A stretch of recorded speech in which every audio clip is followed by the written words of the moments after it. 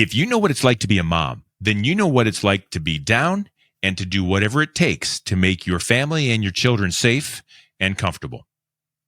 That's it. There's probably no greater purpose and there's no more pressure than making that happen. And we're going to talk about that next. Christina Walbolt joins me next.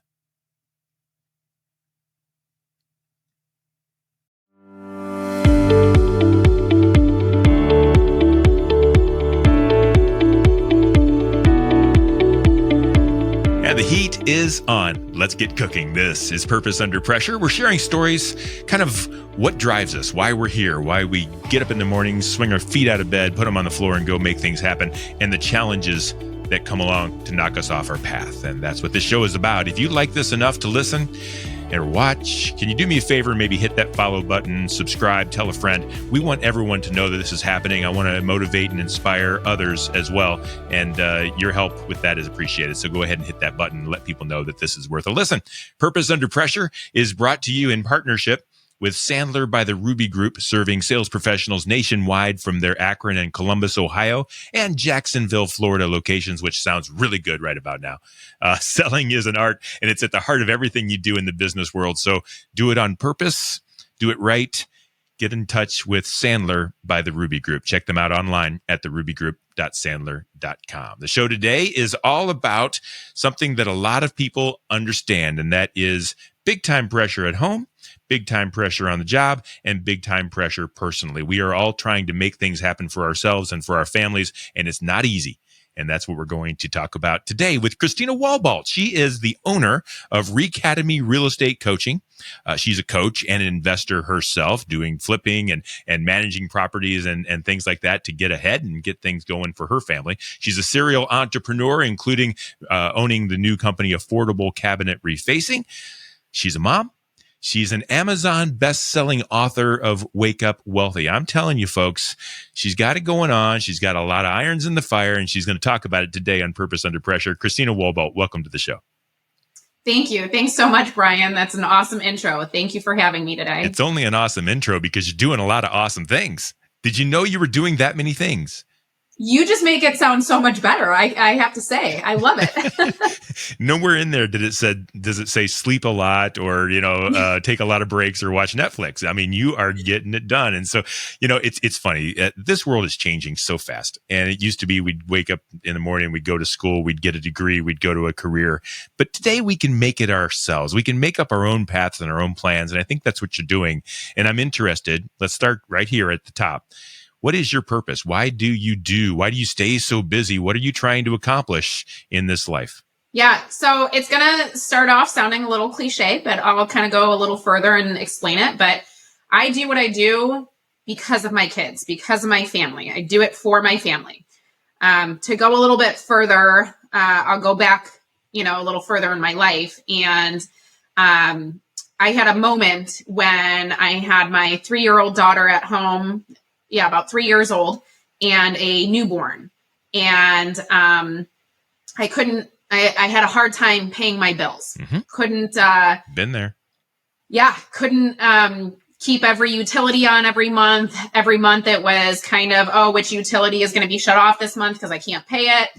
And I'll never forget, I was sitting on my bed. It was the day before Christmas. And I always get a little choked up when I say the story, so I apologize. But I had the electric bill, which, mind you, my whole house was electric. Yeah. And so the heat was basically going to be turned off.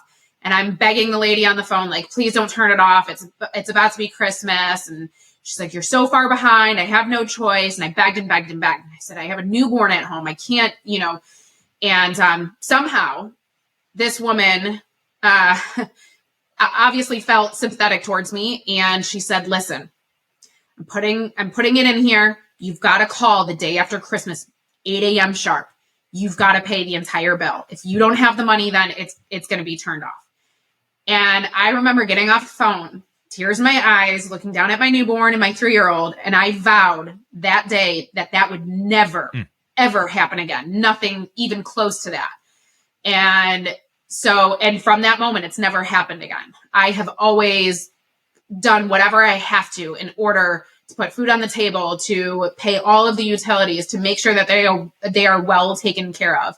And it was a very humbling experience, to be honest, because that image of me looking down at them just with tears in my eyes, it'll never leave my head. That's something that basically scars you the rest of your life. And I'm interested in the rest of your life because you no longer have those issues now, and yet you're still driven. I want to talk about that, but I also want to go back to the day after Christmas. It's easy, and here we are, we're recording this on the very first week of January. It's easy to make a resolution. It's easy to say you're going to do something different. This will never happen again. And yet the next day comes and we haven't changed. What did you do the day after Christmas to make sure that that was never going to happen? It's easy to say it. What did you do to make it happen?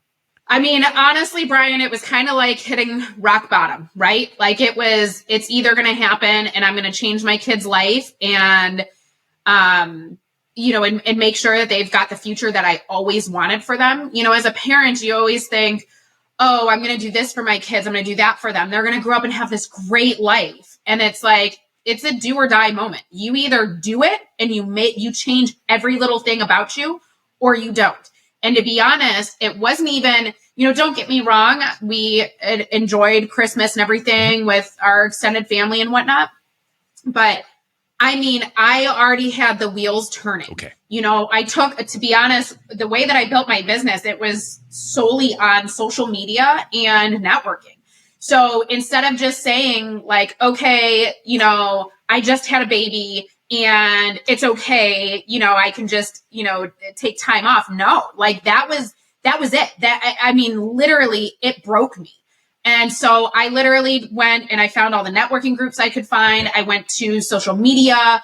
I started really kind of figuring out, okay, how do I advertise what I do? How do I advertise, that I'm now, involved in real estate? Because before that, I worked a corporate job, right? Like you go to work and you get paid and that's it. Like it doesn't matter how good you are at your job or not. It doesn't matter. You still get paid for the day that you worked. But in the sales world, as you know, if you're not working, you're not making money. And so that's when I was like, all right, I'm going to do everything I can. I'm going to learn everything I can. I'm going to take this very seriously. And sure enough, I did. I mean, I was going out there, I was meeting people. I went to every networking group I possibly could. And mind you, again, have a newborn at home, and he had a lot of medical issues. Mm-hmm. So it wasn't easy. But guess what? It doesn't matter if it's easy. You do whatever you have to keep a roof over your kids' heads, and again, that was my breaking point. I took to my phone and did anything that I could to get my name out there. And that's so interesting because there's so many ways that you can handle that, and they're all good. You can take 3 jobs. You can call a relative and say, here, take care of my child for a while because I've got to go to work for 24 hours a day. Like there's different ways to do it, and it's all admirable. Paying the bills is something we have to do in life. I'm interested in when you got busy on the phones, because we've all been in sales. Nobody wants to help you. Right off the bat, it takes a lot of work. It takes a lot of commitment, and you've got all these problems. You got bills to pay. At what point did you start to feel like, okay, I'm gaining a little traction?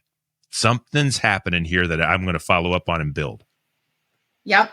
So it's funny because, I'm a mom, and being a mom comes first, right? Like, again, no matter what I have to do, I'm going to figure it out.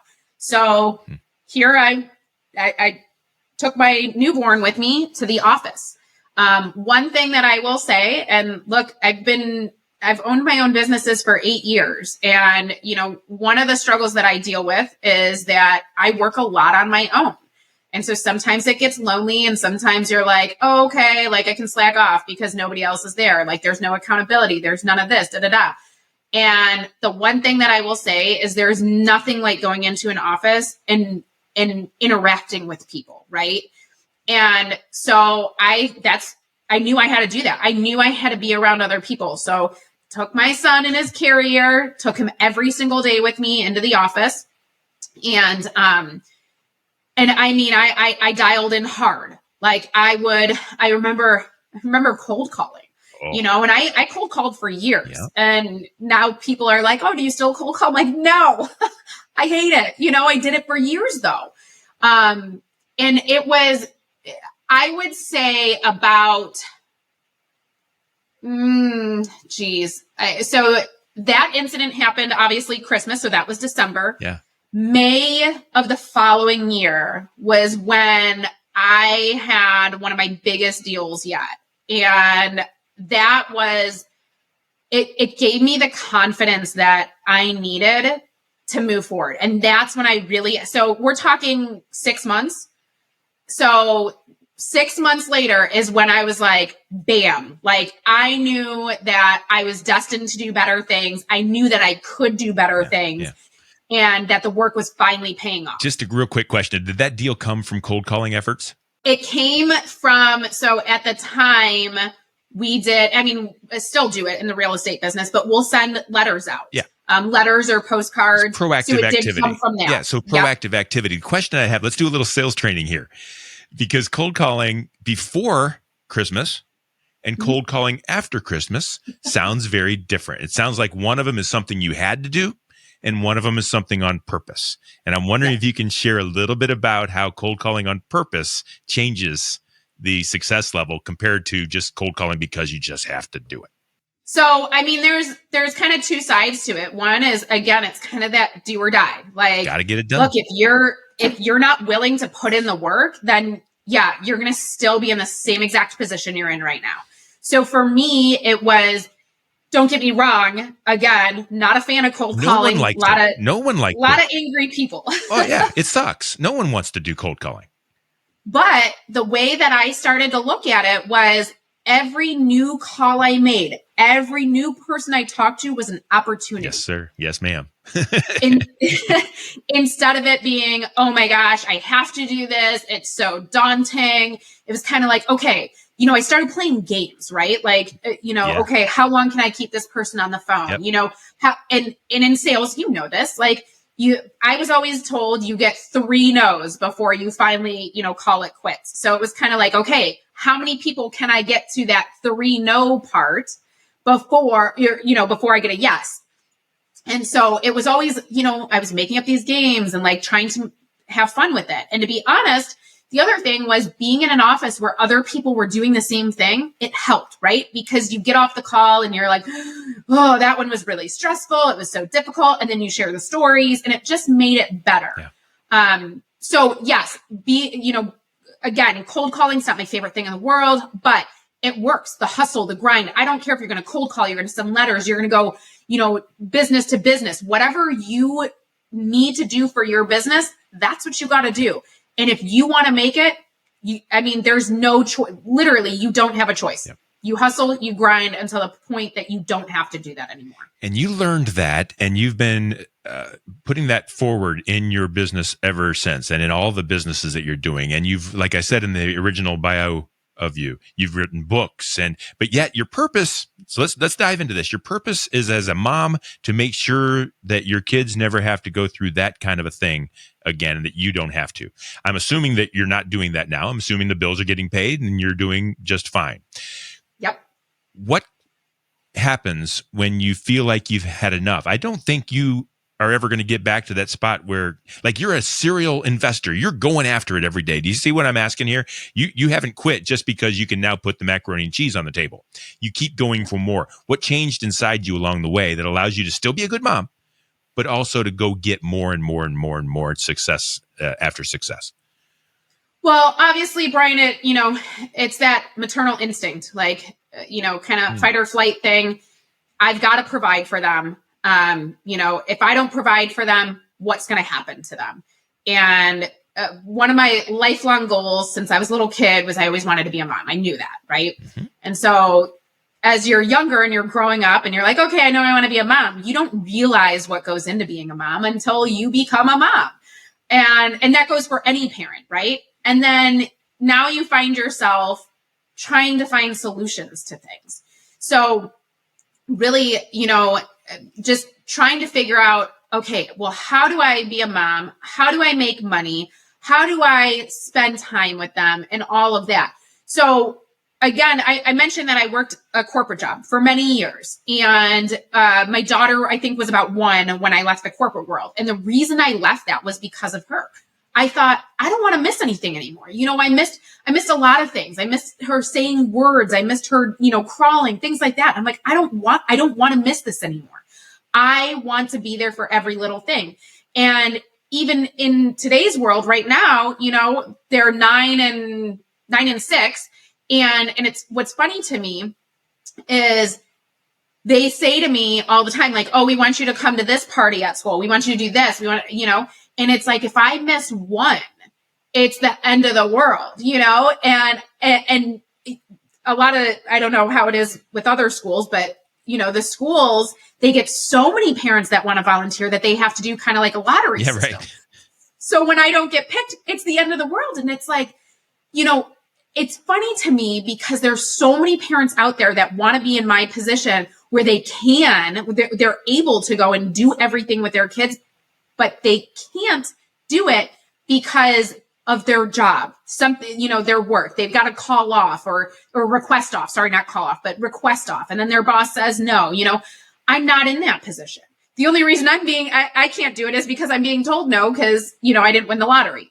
But it's just, there's internally, I guess I can't even explain what happens internally. It's just that motherly instinct where you're like, all right, now it's serious. Now we got to do That's it. Right. But externally, the one thing that I will say is it's the people that I surround myself with. Everybody talks about their tribe, their circle. And I am so thankful that I have, first of all, I have an amazing husband who supports everything that I do. And to be honest, without him by my side, I would have never even written the book.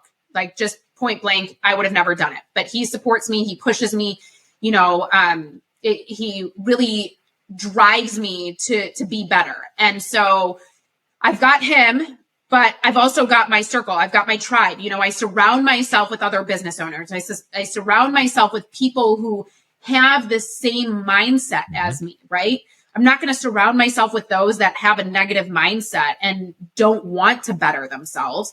That just brings me down even more. But having those people around me, that helps me to be better. It helps me to continue to drive and to do more and to want more. Yeah. And I was thinking about asking a little bit more about how you handle the pressures between mom and business. And yet I think it's not even an issue for you. Mom's going to come first and business is going to take care of itself based on whatever you've got to do to get it done. And so let's go down this direction. You talk about your network, you talk about the things that you're doing and writing the books and all the things that you're doing. And there's this cliche, moms doing mom things. But you're living in a man's world here, aren't you? You're living real estate and investing, and let's talk about a little bit about the challenges and the pressures that you face as a female business owner, serial entrepreneur, author. You're breaking a lot of ground here, and I'm interested in how you're able to live in that environment and actually succeed in it.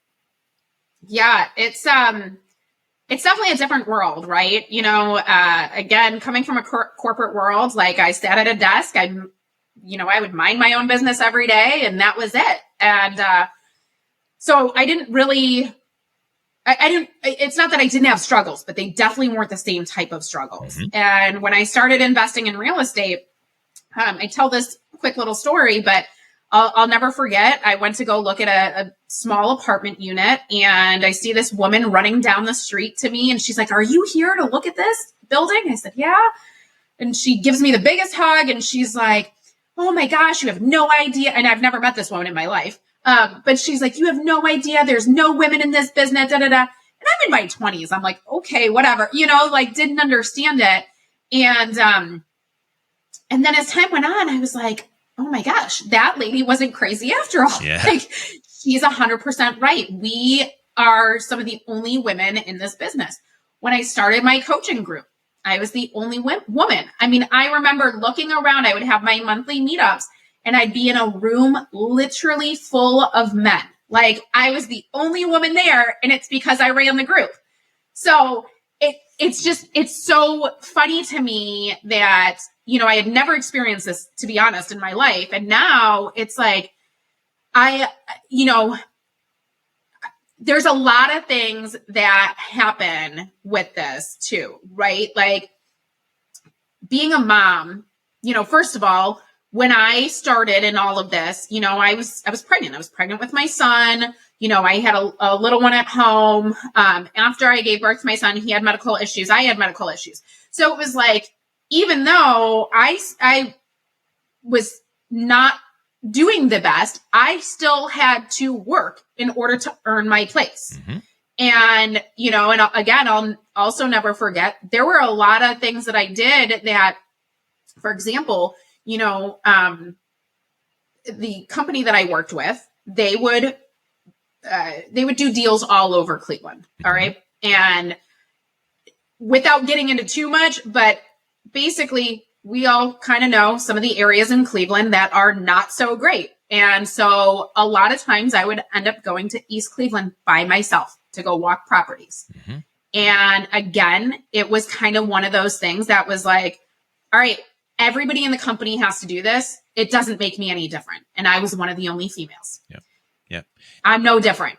And I had that mentality that I was like, okay, I have to do this to earn my place. I have to do it. So I did it for a long time. I put myself in really bad situations. We won't even go there. But let's just say that I learned that I don't need to do that stuff. Yeah. I don't need to earn my place in this business. So yeah, it is interesting.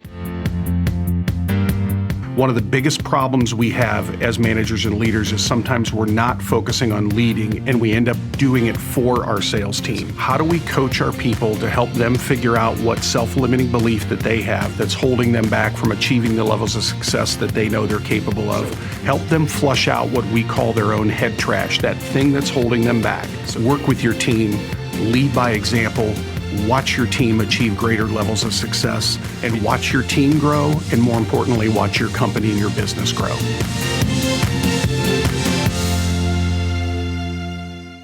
And I think it's interesting that you had to overcome. So here I am, a guy. I get it. I know it's out there. I've probably been a part of it, right? So you had to overcome things that guys don't really have to overcome on your own in an industry without that kind of a presence. And that's awesome because you did it.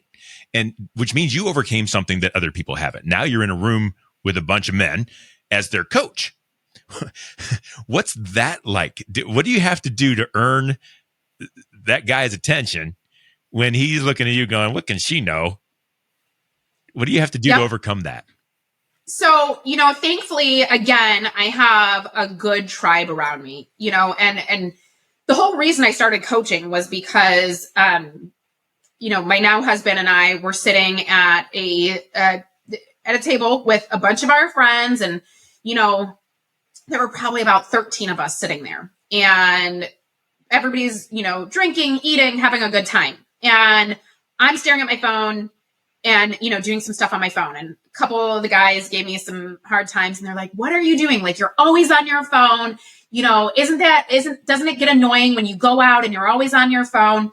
And I'm like, hold on a second. And I do a few more things on my phone, click the phone off, put it down. I go, I just made 10 grand. So yeah, I'm going to go ahead and, I'm going to go ahead and do these things while I'm out. Like, what do you mean? So we all started talking about like real estate investing and stuff. And my husband looks around and he's like, you have sold houses to almost every single person here tonight, except for the people that you just met tonight. Yep. And it was kind of eye-opening. And so they started talking. And they're like, you should really teach this. You should teach this. And I thought, nobody's going to listen to me. Well, fast forward, here we are a few years later. I think I'm in my fourth year of coaching. So it is fifth year. Geez, time flies. Of coaching. And it's crazy to me because I've got those people around me that support me, lift me up, and there's no problems. But there have been many a times where you're right. I've had the guys that, and I get this all the time. They immediately go to my husband, thinking that he's the coach, that he's going to coach them. And he's like, no, I don't do that. Like I buy real estate. That's my thing. But he's like, no, Christina's the coach. And they're kind of dumbfounded. They're like, okay.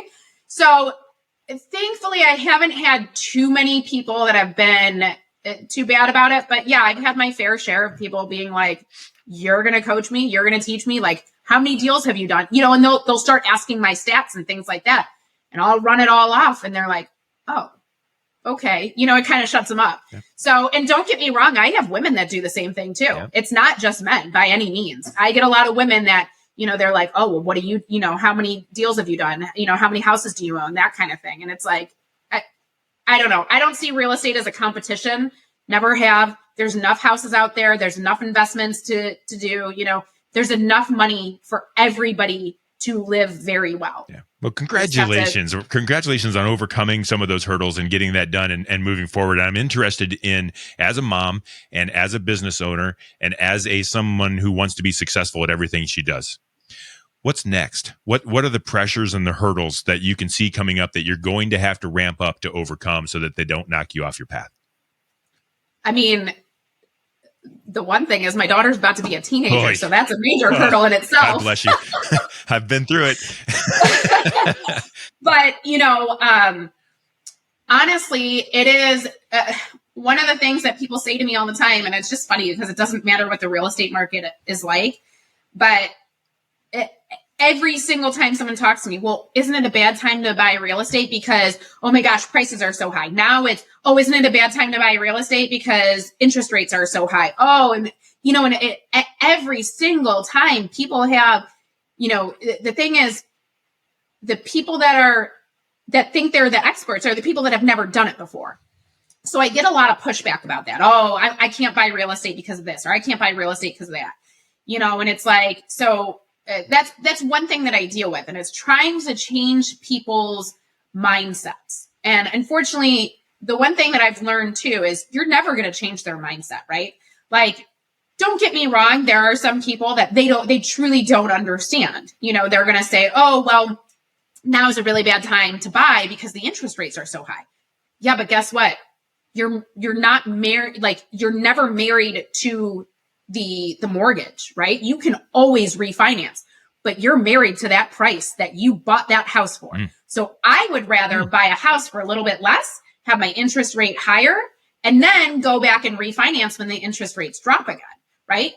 I mean, I'd rather have equity in the house and be able to change my mortgage.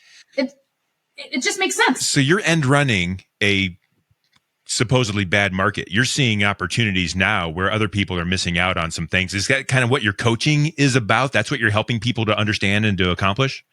Yep, exactly. So my coaching is, I teach people how to invest in the real estate market, all residential, by the way. I don't do commercial stuff. It's just, I've tried, it's not me. I'm not in love with it. So I stick to what I know and I love and I'm good at.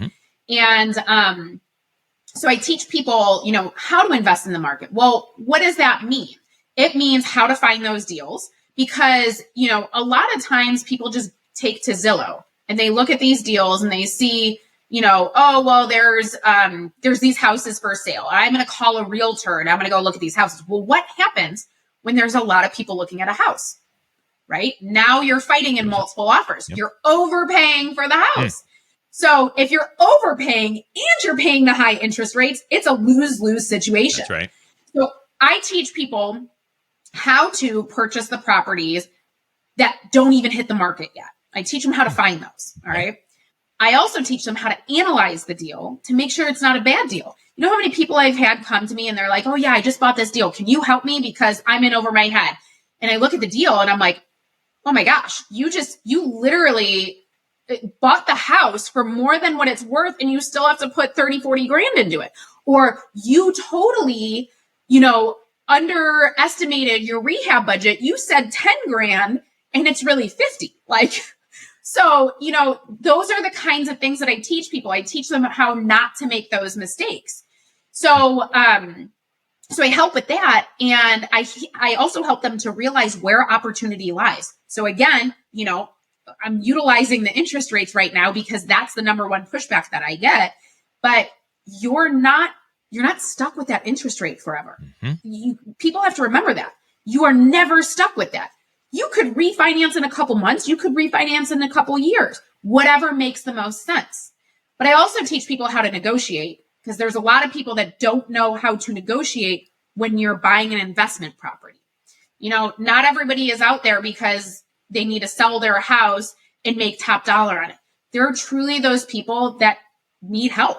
They need somebody to say, hey, look, I can do this quickly, or I can give you all cash, or I'm going to make sure that you don't have to pay any fees. That's music to other people's ears. Or even, hey, look, you don't have to clean out that house. That's one thing that I say when I buy houses.